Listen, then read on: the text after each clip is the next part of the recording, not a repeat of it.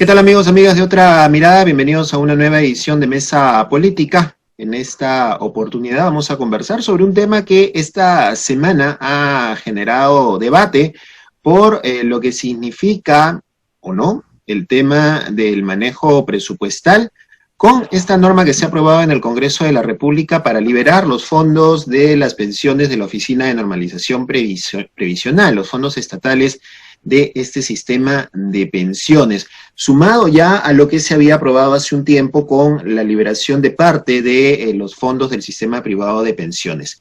¿Es viable esta liberación del sistema estatal de pensiones? ¿Funciona de la misma manera que el sistema privado? ¿Es necesario hablar ya por fin de una reforma del sistema de pensiones? Para hablar sobre esos temas, estamos ya en contacto con Nicolás Lynch, él es miembro del directorio de Otra Mirada, y con Jaime Delgado, él ha sido congresista y es especialista también en temas de defensa del consumidor, con quienes vamos a hablar sobre estos temas. Nicolás, Jaime, ¿cómo están? Muy buenos días, bienvenidos a Otra Mirada.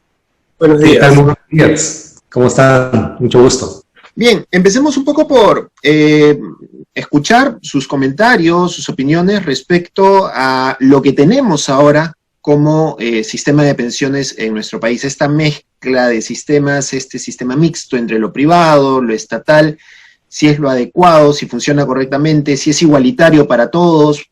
¿Cómo lo ven ustedes desde este punto de vista? Si podemos empezar con Jaime. Sí, bueno, para comenzar, nosotros en el Perú estamos dando cobertura previsional apenas al 25% de la población. Y esa es una demostración de que el sistema ha fracasado. El sistema nunca ha sido inclusivo.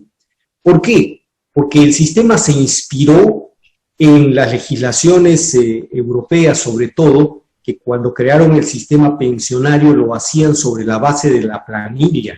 Es decir, el trabajador que está en una empresa de manera formal recibiendo un sueldo, parte de su sueldo o parte del aporte del empleador va para un fondo previsional, sea solidario, de reparto o de cuentas individuales, pero estaba basado en la planilla. Y ese es el sistema que hemos tenido hasta la fecha.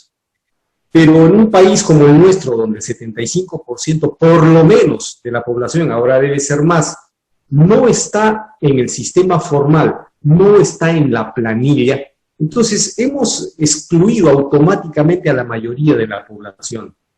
Eso implica entonces una reforma. Y para mí los pilares de una reforma son, primero, pensión universal, garantizar a todos los ciudadanos, independiente de su condición económica, social, laboral, etcétera, todos lleguen a la edad de jubilación con una pensión, y una pensión digna. Segundo, tiene que ser un sistema sostenible. Claro, porque es muy fácil recurrir, oye, Estado, presupuesto, hay que pagar esto. Entonces, no, o sea, un sistema previsional debe ser sostenible y su diseño para eso es muy importante.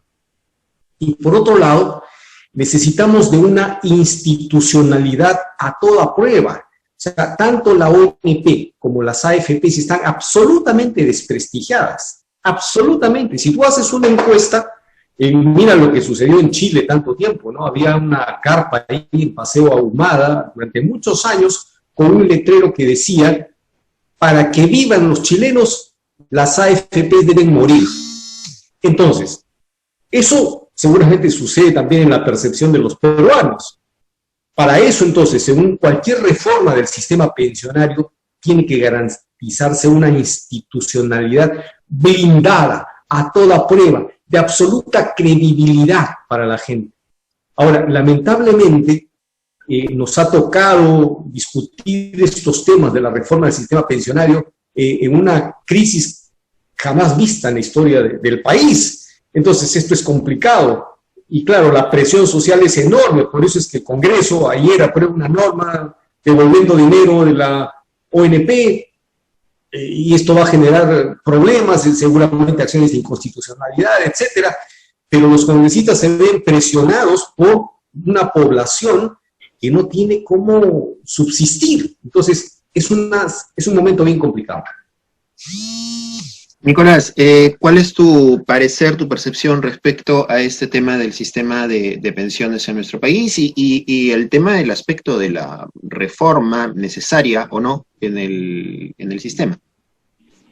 Bueno, para empezar, el concepto mismo de pensión es un concepto ajeno a la abrumadora mayoría de los peruanos, porque aquí nunca ha habido una vejez, una tercera edad financiada con una pensión digna.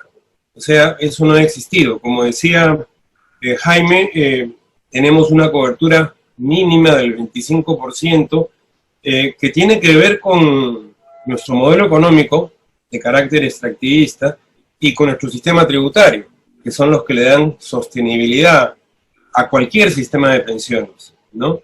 Entonces eso es lo primero que no se quiere ver. Las pensiones son una forma de justicia y de redistribución del ingreso, ¿no? Para que hayan pensiones tiene que haber un sistema económico que las produzca, pero tenemos un modelo económico neoliberal que solo produce, en el mejor año, nuestro colega sociólogo Julio Gamero insistía mucho en ello, sacó, recuerdo, el 2012 un texto que decía que en el mejor año del neoliberalismo, en términos de trabajo, 2011-2012, solo se había llegado al 12% del trabajo con derechos. 12%. Gente que tenía 4 de los 5 derechos que señala la OIT como mínimos para considerar empleo decente o digno. Entonces hemos tenido pues un modelo que no produce trabajo, por lo tanto que no produce un ahorro con cierta previsión, que es el caso del trabajo en planilla para la mayoría de la población.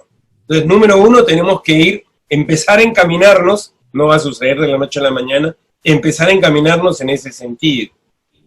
Número dos, tenemos que tener un sistema tributario, o sea, con 12% de presión tributaria, 12 o 13%, que es lo actual, y ahora debe ser menos seguramente. No le vamos a dar pensión a nadie, de ningún tipo, jamás, ¿no? Eso es una realidad. Digamos, no hay ningún sistema previsional en el mundo que funcione con 12% de presión tributaria. Entonces tenemos que ir con un nuevo modelo económico a una reforma tributaria de fondo, donde paguen más los que más ganan y tienen, o sea, impuestos a ganancias y a activos, ¿no? Luego, tres, cada vez que ha abierto la boca uno de estos propagandistas del modelo neoliberal, quieren convertir todo en cuentas individuales, cuando en la mayor parte del planeta lo que funciona, incluyendo a los grandes países desarrollados, lo que funciona como sistema básico es el sistema de reparto, que se puede completar con un sistema de cuentas individuales, como hemos dicho muchas veces. Los que más ganan pueden contratar en cualquier tipo de empresa privada, banco, un sistema de ahorro individual, pero ese ya es otro tema. El Estado debe tener un sistema de reparto que, como ya dijo Jaime Delgado, le garantice una pensión básica universal a todos, para que empecemos a caminar, tampoco va a suceder de la noche a la mañana, hacia tener una vejez con justicia, con dignidad y de la cual se ocupe el conjunto de la sociedad. Ojo. Y por último, se dice lo que contribuyen no alcanza. Digamos, no hay sistema previsional en el mundo que funcione solo en base al aporte de los trabajadores. Eso es mentira, ¿no? Yo, como estudiante de doctorado en Nueva York, trabajaba para el Sindicato de Confeccionistas de Estados Unidos en su sección latina hace 30 o 35 años, ¿no?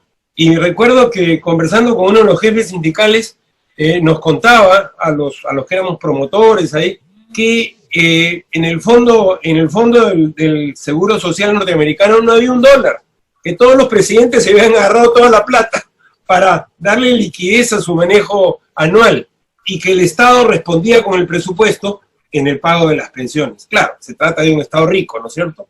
Y de un Estado que tiene una recaudación importante, ¿no? Pero vayamos al hecho. Lo que falta, preguntamos varios, ¿cómo se cubre? Con los impuestos, nos dijo. En todas partes los sistemas pensionarios tienen un pie en los aportes y otro pie en los impuestos. Y se basan sobre un sistema de reparto. O sea, no hay sistema exitoso en el largo plazo, me refiero a 50, 80 años, que funcione en base a las cuentas individuales. Esto lo discutieron los alemanes en los años 20, en la época de la República de Weimar, ¿no? Cuando se dieron cuenta que la inversión del sistema público era una inversión que estaba de acuerdo con la vida laboral del trabajador, 30, 40 años. La inversión de un sistema privado es la inversión corta, de 4, 6, 8 años, para dar ganancias más rápido. Entonces no hay sistema privado, por la lógica económica, que pueda funcionar, salvo para darle ganancias a sus dueños. Pero eso ya es otro tema. Ahora, tú estás señalando, Nicolás, el tema de aportes más impuestos, lo cual resulta complicado en un país, obviamente, con una baja presión tributaria, pero también el tema de los aportes, y eso se lo quería plantear a Jaime también, el tema de los aportes tampoco resulta muy positivo, digamos, cuando, por ejemplo, las empresas no cumplen con pagar estos aportes a pesar que le descuentan el dinero a los trabajadores. ¿Cómo garantizamos que las empresas también cumplan con este rol que les toca, ¿no es cierto?, de poder cumplir con estos aportes que se hacen? O sea, porque le descuentan al trabajador, se han visto casos hasta de señores congresistas que están ahora, que tienen sus empresas, que le descuentan al trabajador, pero no le entregan al fondo de pensiones el dinero, sino que sabrá quién sabe lo que hacen con esa plata. ¿Cómo garantizamos esa parte del proceso? ¿Cómo garantizamos que ese sector cumpla con lo que les toca para el sistema de pensiones? Sí, mira, en los últimos años yo he venido participando en distintos foros a nivel internacional, en Chile, en Brasil, en México, discutiendo este tema. Y finalmente entendí de que, dadas las características del mercado peruano y latinoamericano, con altos niveles de informalidad, tenemos que pensar en un sistema pensionario con particularidades propias para nuestra realidad. Yo estoy de acuerdo con Nicolás, un sistema de reparto, un sistema de cuentas individuales, ambos pueden ser buenos. El sistema de reparto es solidario. En Estados Unidos, por ejemplo, todos aportan a un sistema solidario de reparto, complementan su pensión con cuentas individuales que ofrecen muchas empresas. En el sistema de cuentas individuales, obviamente los más beneficiados son los que ganan más, los que tienen un empleo formal, los que durante muchos años ahorran, entonces su pensión es ilimitada, pero no existe una pensión mínima. Yo siempre he denunciado el hecho de que hay afiliados de AFPs que ganan una pensión de 10 soles mensuales. Claro, porque su monto acumulado es muy pequeñito, no hay pensión mínima. Entonces, yo creo que tenemos, y eso lo vengo sosteniendo hace muchos años, he tenido una entrevista contigo sobre Pension Car, desde el año 2015 estoy hablando sobre Pension Car, es un mecanismo a través del cual tenemos que incluir a toda la población, absolutamente a toda la población, para promover cultura de ahorro previsional. Entonces planteo que cada uno tenga una tarjeta, yo le he denominado Pension Card, puede llamarse cualquier otro nombre, desde su nacimiento. ¿Para qué? Para que cada vez que haces una compra, el 2% de ese IGD vaya a tu cuenta individual. Presenté un proyecto de ley el año 2015 sobre esto y tuve oportunidad de reunirme con la SUNAT hasta en 2 oportunidades. Al principio me decían que estaba medio loco, pero luego reflexionaron sobre lo interesante que podría ser convertir a todos los ciudadanos en los mejores fiscalizadores y que el Estado no debería perjudicarse con una menor recaudación, sino por el contrario, podría haber una mayor recaudación y ambas cosas se equilibran. Con eso promueves cultura de ahorro previsional desde que naces. También se ha planteado una propuesta que nace de Chile, de una organización que es Felices y Forrados, que es una organización de afiliados, que es un aporte inicial al recién nacido, para que el Estado, en vez de apoyar solo a los que ya están con 65 años en situación de indigencia, no tienen cómo vivir, o sea, ¿por qué no aportas cuando nacen los niños? De tal manera que ese sea un capital semilla. Pero todo eso te permite, digamos, hacer una masa universal. Pero estoy de acuerdo, hay gente que ni siquiera consume, pues, o sea, la gente de las comunidades nativas o, ¿cierto?, alejadas. ¿Dónde está su consumo? ¿Dónde está su IGB? O sea, hay un sector de que definitivamente tiene que haber un pilar solidario, necesariamente. Entonces se tiene que construir un pilar solidario para garantizar que las personas que no alcancen con cuentas individuales puedan gozar de una pensión mínima. Entonces, yo creo que tenemos que afinar nuestra creatividad en esto. Mira,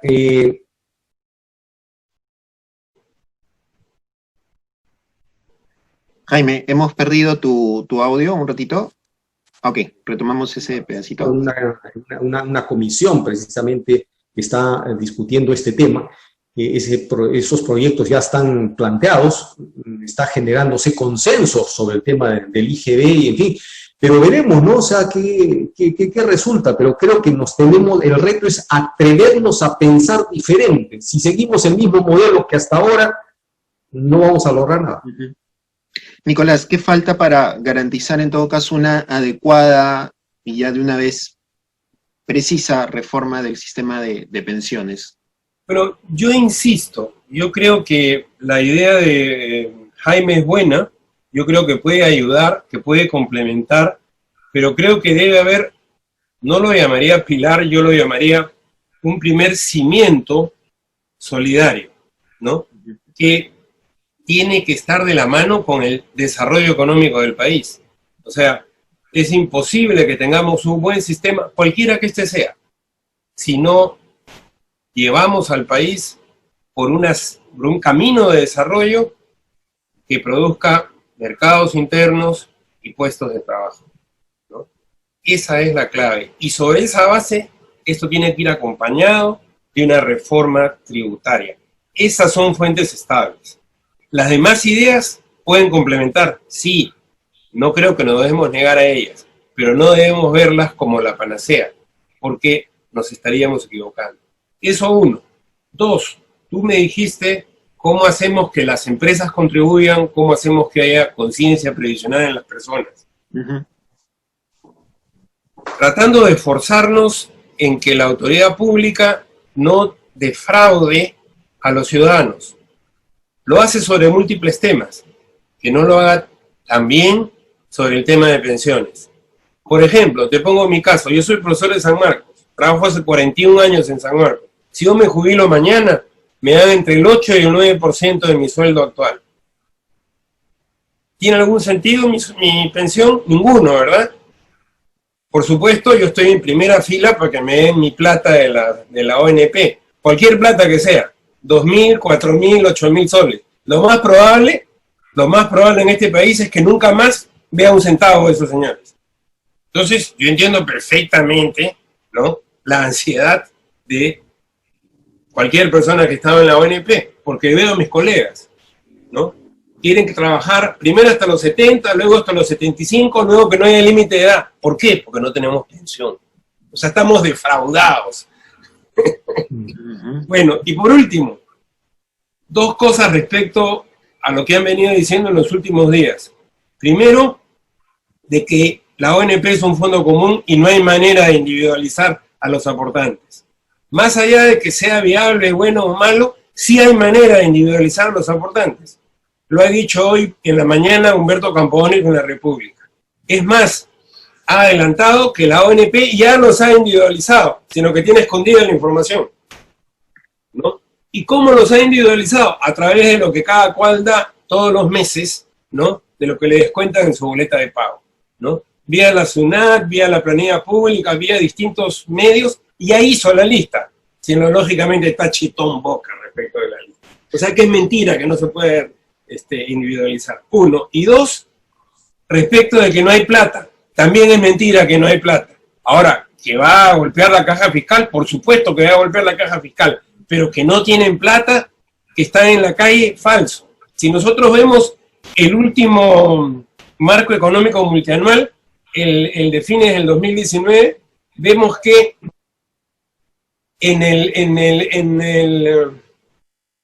entre los activos no financieros del sector público hay 116.559 millones de soles. De eso se ha gastado 20 o 25.000 millones, sí, en varios bonos, es verdad, pero que no hay 12.000 o 13.000 millones más para darle su plata a los de la ONP, mentira. Solo que estos señores no quieren que investiguemos los distintos bolsillos en que ellos ponen el dinero, ¿no? Este marco económico multianual está lleno de trampas. en su supuesta transparencia está lleno de trampas. Y habría que hacer una auditoría sobre cómo definen los bolsillos, cada bolsillo del marco económico multianual, ¿no? Entonces, probablemente no de todo se puede sacar plata, estoy de acuerdo. No estoy promoviendo la irresponsabilidad fiscal, pero que los señores tienen ahorros de distinto tipo para distintas cosas, y cuando dicen no tenemos plata, lo que nos están diciendo, ¿qué cosa es? No tenemos de la plata que yo había separado para el tema de la ONP. Claro, y ahí no hay. Pero si nosotros vemos el conjunto de bolsillos que hay en estos activos no financieros del sector público, vemos que podemos entrar en una interesante discusión. O sea, las dos posverdades de las que nos han hablado en los últimos días son mentiras. Muy bien, Nicolás, Jaime, muchísimas gracias por conversar con nosotros y plantearnos un poco estas propuestas interesantes ambas, y siempre la idea de tratar de encontrar un punto en común, y creemos que finalmente el punto en común es el usuario, el beneficiario y la gente, que es la que finalmente tiene que beneficiarse de esto. Muchísimas gracias a ambos por esta conversación. Muchas gracias, un abrazo. Vale, ya saben, amigos, amigas, que pueden encontrar estas y otras entrevistas, como siempre, a través de nuestra página web www.otramirada.pe. Nos encuentran en Twitter y Facebook también como Otra Mirada.